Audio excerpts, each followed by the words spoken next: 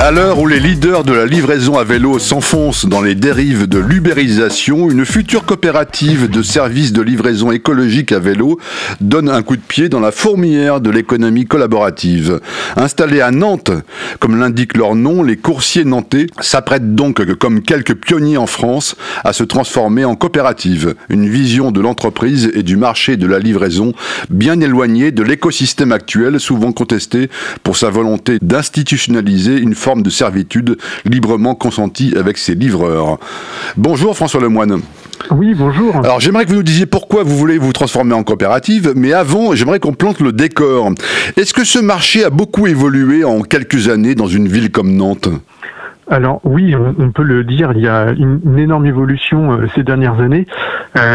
De nombreuses entreprises à vélo commencent à voir le jour, ce qui n'était pas le cas avant. Pour faire simple, il y a 6 ans, il y avait une seule entreprise qui faisait vraiment qui était formée à faire du transport à vélo. Aujourd'hui, on peut être au moins 5 grosses entreprises qui sont concurrentes sur Nantes pour se dire un petit peu l'évolution du secteur. Alors comment sont nés les coursiers nantais et comment vous êtes arrivé dans cette aventure entrepreneuriale qui est en train de devenir une belle histoire, on va s'en rendre compte au fil de l'interview.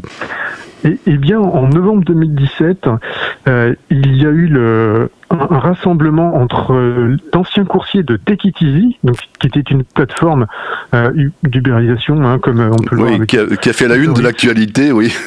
Tout à fait, oui. Tout à fait. Et donc, lorsqu'ils se sont dissous, certains coursiers se sont mis ensemble et se sont dit mais pourquoi nous on ne montrait pas une coopérative à vélo plutôt que d'être utilisé par une plateforme en tant qu'auto-entrepreneur. Là, on aurait l'avantage d'être salarié et en tant que scope, on aurait la possibilité de plus que d'être associés tous ensemble et salariés. Ah, et vous, comment vous êtes arrivé dans l'histoire alors?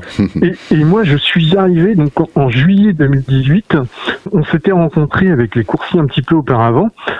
Et dans le cadre d'une activité de transport de marchandises. Alors moi je travaille déjà dans une scope qui s'appelle Titi Floris, qui fait du transport de personnes, et on cherchait à se développer un peu dans le transport de marchandises afin d'utiliser davantage nos véhicules pendant la journée, vu qu'on est spécialisé sur le bus scolaire. Donc entre 9h et 16h, on voulait utiliser nos véhicules, et on cherchait une entreprise pour faire du dernier kilomètre, parce que c'est ce qui est de plus cher et qui prend le plus de temps lorsqu'on est en véhicule, sauf qu'à vélo, ça va très vite.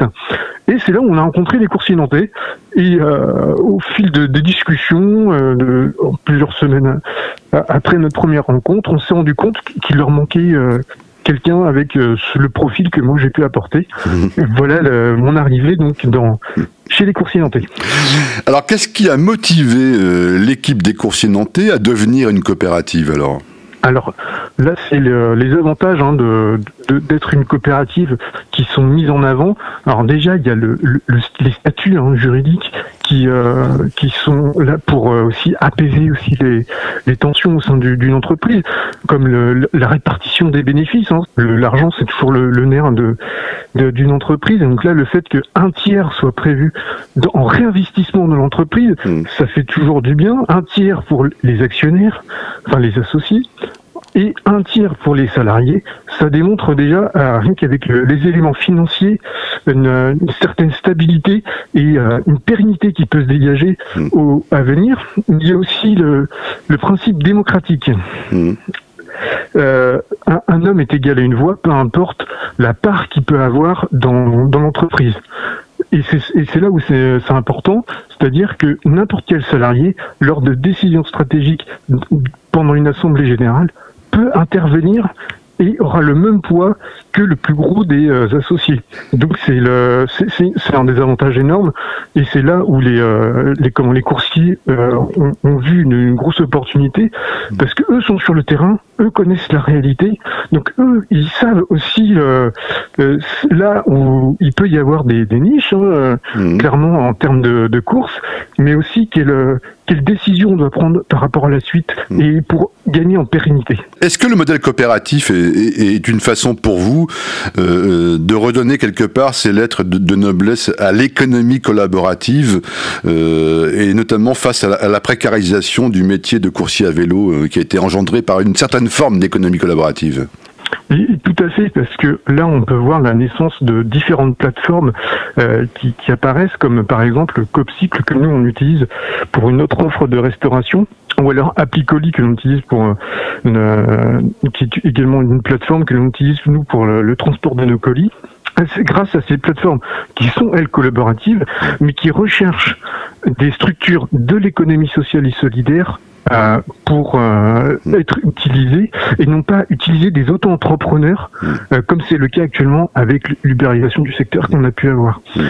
Ces plateformes-là, clairement, elles démontrent qu'un autre modèle économique est viable tout en respectant justement les coursiers à vélo. Et ça, c'est l'avenir pour moi. Un tout petit mot sur l'ambiance. Est-ce que le changement propre au statut coopératif qui est en train de se mettre en place chez vous motive toute l'équipe ? Alors là, on peut dire que l'équipe est transcendée effectivement avec cette idée-là. Et ce qu'il y a d'intéressant, c'est qu'on a pu proposer à toute l'équipe de s'investir autre qu'en tant que coursier, du coup en tant que futur associé. Chacun a une place sur la partie administrative, la vie de l'entreprise en tant que telle. Selon ses envies, mais aussi ses compétences de base. Certains, par exemple, qui aiment les chiffres, peuvent faire de la trésorerie, ou d'autres ont des cales entachées parce qu'ils étaient un petit peu des geeks, entre guillemets, et qui adorent la programmation. Ils sont venus faire notre site web. Enfin, il y a possibilité d'utiliser tout le monde sans avoir des compétences professionnelles, tout en étant bien accompagné, évidemment. Expliquez-nous maintenant ce que vous proposez aujourd'hui comme service et sur quel secteur vous voulez vous développer. Alors aujourd'hui, nos services, on a un service de transport de plis de courrier que l'on effectue. Donc avec une traçabilité qui est faite via l'application, comme je disais tout à l'heure, Applicoli. On a ensuite un service de froid, de transport de froid et de stockage. Alors, donc là, ça veut dire qu'on peut stocker du froid chez nous à court terme. Le but n'est pas évidemment de faire du stockage pendant un mois, mais seulement 24 à 48 heures pour optimiser des livraisons. Et donc ce transport-là se fait dans des caissons avec une sonde. Donc on a la possibilité en plus de faire une traçabilité du froid pour être sûr que la chaîne du froid est bien respectée. Et enfin, on a aujourd'hui un service de restauration qui est existant. Ce service de restauration, il est fait donc via Copcycle. Et cette plateforme, nous, on a choisi des restaurants partenaires qui partagent nos valeurs sur l'économie circulaire. Alors ça, pardon de vous couper, mais ça c'est un sujet très important sur lequel j'aimerais revenir, parce que si j'ai bien compris, donc vous avez fait le choix de travailler avec des partenaires avec qui vous partagez des valeurs. Tout à fait.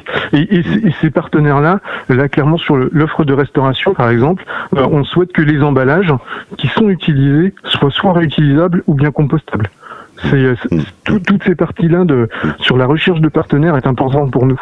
Alors quand on écoute votre offre de service, on est un petit peu étonné quand même quand on ne connaît pas le milieu du volume possible qui est transportable sur un vélo. Alors oui, ça choque souvent effectivement parce que de nombreux clients potentiels que l'on aborde me disent mais oui mais vous ne pourrez pas faire un transport avec du colis à 200 kilos. Mais si, tout à fait. On peut transporter 200 kilos sans problème avec nos vélos parce qu'il existe aussi des remorques, en plus des vélos cargo que l'on va utiliser. Donc on a déjà transporté des écrans de 140 cm aussi depuis la FNAC par exemple. Donc il n'y a aucun souci. Oui, c'est plus compliqué qu'on l'imagine. Il y a le vélo cargo, le vélo remorque, enfin bref, toute une organisation. Exactement, notre flotte est assez complète et même si on a encore des progrès à faire, mais on a déjà une offre qui est présente et qui est assez complète. Vous avez d'autres projets d'offres de services encore ? Alors oui, on a de différents projets qui vont arriver, dont le prochain s'appelle 1, 2, 3 courses. C'est quoi ? Alors là, 1, 2, 3 courses, c'est la possibilité de faire ces courses donc, chez les commerçants nantais, oui, depuis donc, cette plateforme. Et cette plateforme serait utilisée donc pour les habitants de Nantes. Donc nous, on serait en partie sur la logistique de cette plateforme. Et le but, c'est que cette plateforme devienne une SIC pour qu'elle appartienne justement aux commerçants, qu'elle appartienne donc à la partie logistique, mais aussi à ses clients et, si possible, à la ville de Nantes, évidemment, pour que ce soit le plus cohérent possible. Ouais, on voit que quand on est dans un esprit de coopération et de mutualisation, comme vous venez de l'évoquer, il est possible de faire des beaux projets. Eh bien, en tout cas, c'est ce que l'on souhaite, évidemment, que ça puisse plaire à tout le monde. Et c'est aussi pour ça que on essaye d'avoir les avis de chacun pour récolter les envies et les idées de toute personne. Alors, un des enjeux de votre activité, c'est la réduction de l'impact environnemental, ce que vous appelez le dernier kilomètre. J'imagine que c'est une préoccupation qui est au cœur de votre métier, ça. Alors complètement, c'est quelque chose que l'on met en avant le plus possible. Et on n'essaie pas seulement de le faire en roulant et en faisant qu'il y ait le moins possible de véhicules au final qui fassent du transport quand c'est possible de le faire à vélo, mais aussi dans la réutilisation par exemple de cagettes. C'est une offre que l'on propose aussi pour les restaurants de récupérer leurs cagettes et les ramener aux grossistes pour qu'il y ait une réutilisation. Toute notre recherche, elle est faite dans nos transports pour faire en sorte qu'il y ait aussi peut-être d'autres choses que le simple transport à vélo pour réduire les émissions.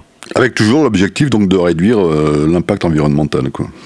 Tout à fait. Est-ce que vous avez aujourd'hui des partenaires financiers, entre parenthèses, qui vous soutiennent? On en a évoqué quelques-uns avec qui vous travaillez, mais globalement, est-ce que vous avez reçu un soutien et une adhésion des acteurs de l'économie sociale et solidaire, par exemple, de la ville de Nantes, ou des collectivités? Oui, alors là, récemment, on vient d'avoir une subvention par Nantes Métropole dans le cadre de Nantes ESS Factory.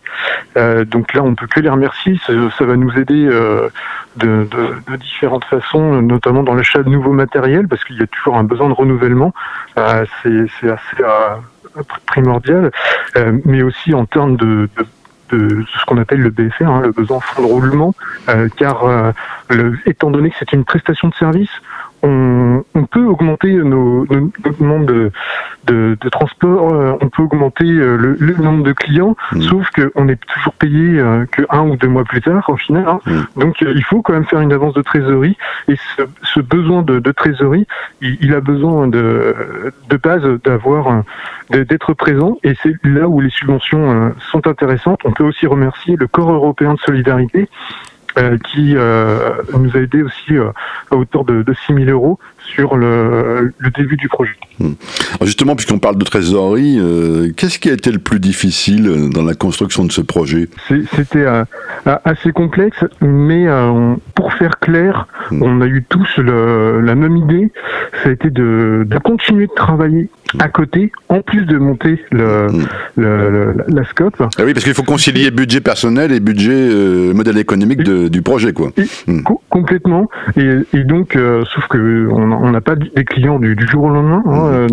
En 2017, on n'avait pas le même chiffre d'affaires que l'on a aujourd'hui. Donc, on a continué de travailler à côté. Et je pense que c'est là les plus grandes difficultés. Et surtout, du coup, on a refusé de nous verser des salaires au début pour pouvoir justement faire les investissements nécessaires, parce que acheter un vélo cargo, acheter des remorques, acheter des caissons réfrigérants, acheter des plaques techniques, voilà, tout le matériel qui est nécessaire, qui est beaucoup plus conséquent qu'on ne peut le penser, et les services, comme un logiciel de comptabilité par exemple. Il y a toutes ces choses-là auxquelles il faut penser, et pour pouvoir acheter tout ça, on a pris le choix de continuer à travailler à côté pour pouvoir se verser personnellement de l'argent, et que l'argent gagné était donc fait bénévolement. Et que ce système vous permette ensuite de créer et pérenniser des emplois, donc j'imagine. Et c'est ce qui est en train de se passer. Ouais. C'est ce qui est très agréable de voir que justement aujourd'hui les coursiers touchent un salaire, et ça c'est quelque chose d'agréable. Ça veut dire aussi que le modèle est en marche, et ça c'est vraiment une victoire. Alors il y a une étape importante de votre développement, c'est que vous êtes en pleine campagne de crowdfunding. Expliquez-nous ça. Et effectivement, alors à partir de mi-mai mai 2019, il sera possible, via des contreparties, de contribuer à notre projet pour que l'on puisse acheter une chambre froide conséquente et d'autres vélos électriques pour pouvoir tracter des remorques dont on a encore besoin, parce qu'à la demande justement de plus en plus importante de nos clients, on a cette nécessité d'avoir davantage de remorques et de vélos avec assistance électrique. Et les contreparties proposées sont des pulls, par exemple, à l'effigie des coursiers nantais, des courses gratuites. C'est également des balades en vélo, quoi. À vélo. Voilà, exactement. Il y a cette possibilité, mais aussi une idée originale que l'on a eue, c'était tout simplement de participer avec nous à un barbecue pour pouvoir essayer nos vélos cargo, les remorques, et passer un temps d'échange avec nous. Bah, c'est sympa. Dernière question, François Lemoine. Quel regard vous portez sur l'économie sociale et solidaire au regard justement de votre expérience et de cette aventure entrepreneuriale ? Alors, pour ma part, je suis dans l'économie sociale et solidaire depuis quelques temps désormais, ayant été en bénévole dans des associations qui ont des salariés, en étant déjà dans une scope de base et en créant une nouvelle. Moi, ce que j'en retiens, c'est qu'au-delà d'une aventure entrepreneuriale, c'est une aventure humaine. Et on peut dire que c'est fort agréable de pouvoir créer, en mutualisant, en coopérative, une entreprise. C'est quelque chose d'assez fantastique. Merci François Lemoine de nous avoir raconté l'histoire des coursiers nantais. Une belle histoire, un beau projet en train de se développer. Merci beaucoup.